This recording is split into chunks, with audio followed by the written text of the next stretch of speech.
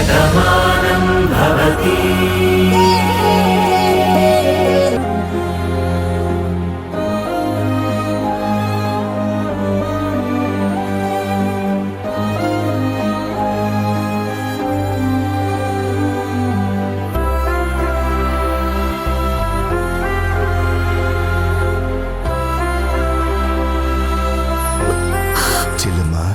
నేనేమైనా తప్పుగా మాట్లాడుంటే క్షమించమ్మా.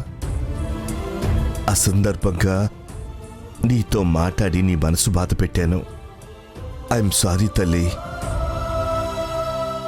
ఇందాక నువ్వు చెప్పింది నిజమే అన్నయ్య. వాణ్ణి గొప్పగా పెంచాలని, ఎంతో ఉన్నతమైన స్థానంలో చూడాలని ఎన్నో కలలు కన్నాను. పెద్ద కొడుకు కదా, వాణ్ణి పెద్ద హోదాలోకి తీసుకెళ్లాలని అంత పెద్దగానే ఊహించుకున్నాను. కానీ ఇదిగో చిన్న వయసులోనే వాడు పెద్దల్లో కలిసిపోయాడు. నా కలలన్నీ కన్నీళ్లుగానే మిగిలిపోయాయి.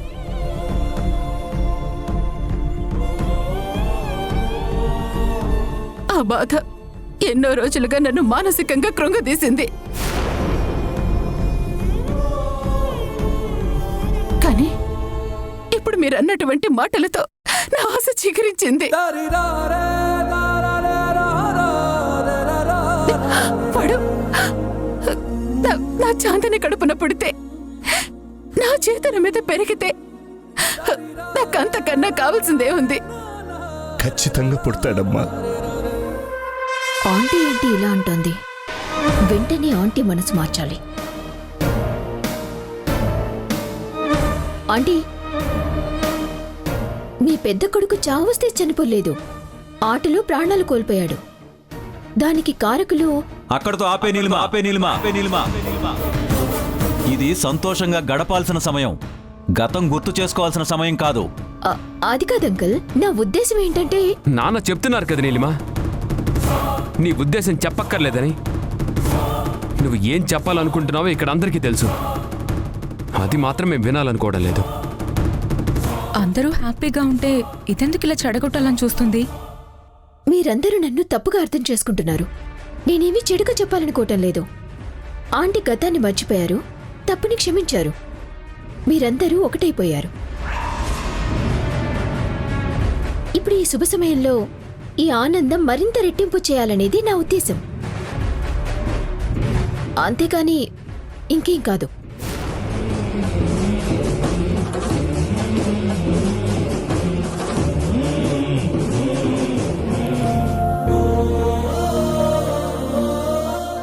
అనిలమా, బయలుదేరదామా? ఇంటికా ఆంటీ? అవును, కొత్తగా అడుగుతున్నావేంటి? ఆ ఇంట్లో ఆనందాలు చూడాలని మీరు కలకంటున్నారు, కానీ మీ కల కలగానే మిగిలిపోతుందని నేను బాధపడుతున్నాను. అసలు నీకేమైంది నీలిమా? ఏంటి సందర్భం లేకుండా మాట్లాడుతున్నావు? ఇప్పుడు నా ఇంట్లో ఆనందాలకి తక్కువే వచ్చింది. నా కూతురు తల్లి కాబోతోంది.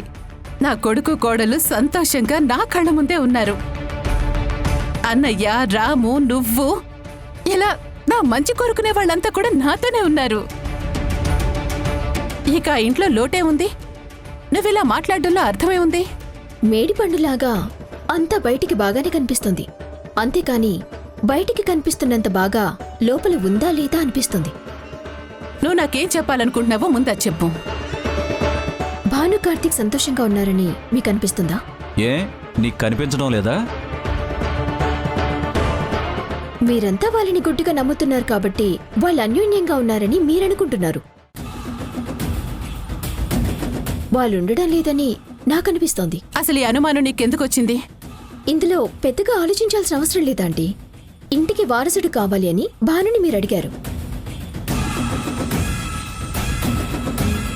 మీ మాటకి విలువిచ్చే మనిషి అయినా, కార్తీక్ని నిజంగా ప్రేమించే మనిషి అయినా, చాందిని కన్నా ముందు భాను ఆ విషయం చెప్పాలి కదా, కానీ చెప్పడం లేదు. అది ఎవరి చేతుల్లో ఉండదు కదా. ఎందుకుండదు అంకుల్? కార్తీక్ భాను ఒకటై ఉంటే ఈ పరిస్థితి ఉండేది కాదు. కానీ భాను కార్తీక్ని దూరం పెడుతుందని నాకు అనుమానంగా ఉంది. వాళ్ళిద్దరి మధ్య ఏదో సమస్య ఉంది. భాను మీదున్న ప్రేమతో కార్తీక్ ఆ విషయాన్ని బయటికి చెప్పడం లేదు. కార్తీక్ చెప్పడు అన్న నమ్మకంతో భాను బయటపడటం లేదు. చచా, అలాంటిదేముండదు. ఒకవేళ అలాంటిదేవైనా ఉంటే నా కొడుకు నాతో చెప్తాడు.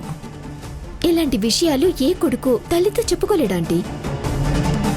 అప్పుడు తండ్రిగా నేను అడుగుతాను, ఇది దాచవలసిన అవసరం లేదు. నిజంగా వాళ్ళ మధ్య ఇబ్బందే ఉంటే అదేంటో తెలుసుకుని సమస్యని పరిష్కరిస్తాను.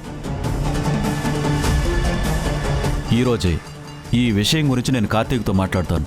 నువ్వు చెప్పావని కాదు, నా కొడుకు కోడలు ఎప్పుడూ హ్యాపీగా ఉండాలని మనసారా నేను ఊర్మిళ కోరుకుంటున్నాం. అందుకే అడుగుతాను.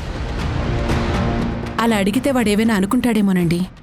అడగకుండా వదిలేస్తే నిజంగా దూరంగా ఉంటే అలాగే దూరం అయిపోతారు ఊర్మిళ.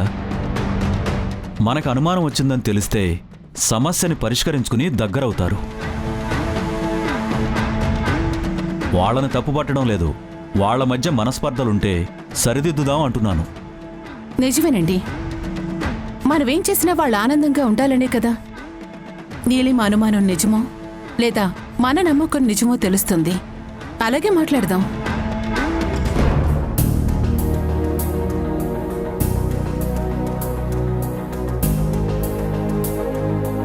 మావయ్య మీతో ఏం మాట్లాడారు అని ఆయనని ఎలా అడగాలి? అడిగితే ఏమనుకుంటారు?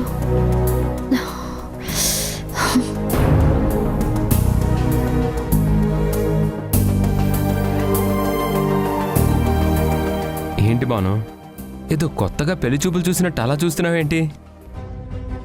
ఏం లేదండి. ఏమీ లేకపోతే అలా ఎందుకు చూస్తావు? నాలో నేనే నవ్వుకుంటూ వస్తున్నానని నాకు పిచ్చెక్కింది అనుకుంటున్నావా ఏంటి? అవే మాటలండి. నేను అలా ఎందుకు అనుకుంటాను? జోక్ చేశానులే బాను. నీకు విషయం తెలుసా? నాన్న నన్ను సీరియస్గా పక్కకి పిలిచి ఓ పెద్ద క్వశ్చన్ వేశారు.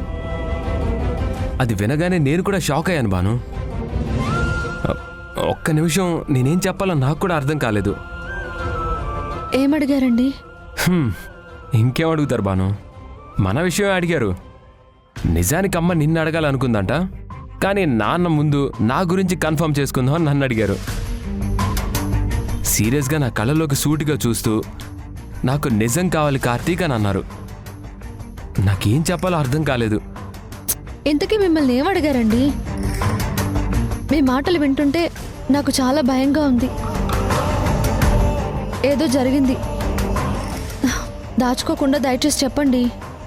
మనిద్దరం బాగానే ఉన్నాం కదా బాను, మన కాపురం బాగానే సాగుతుంది కదా, మనిద్దరి మధ్య అన్యోన్యత లోపించలేదు కదా. ఈ విషయమే అడిగారు.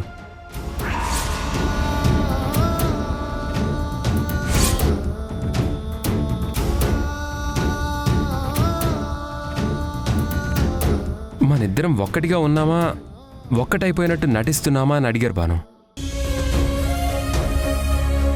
ఏం చెప్పమంటావు? మీరేం చెప్పారండి? ఇంకేం చెప్తాను, ఏముందో అదే చెప్పేశాను. అంటే మన మధ్య దూరం ఉందా బాను? అంటే అది నువ్వు చెప్పు బాను, మన మధ్య దూరం ఉందా లేదా?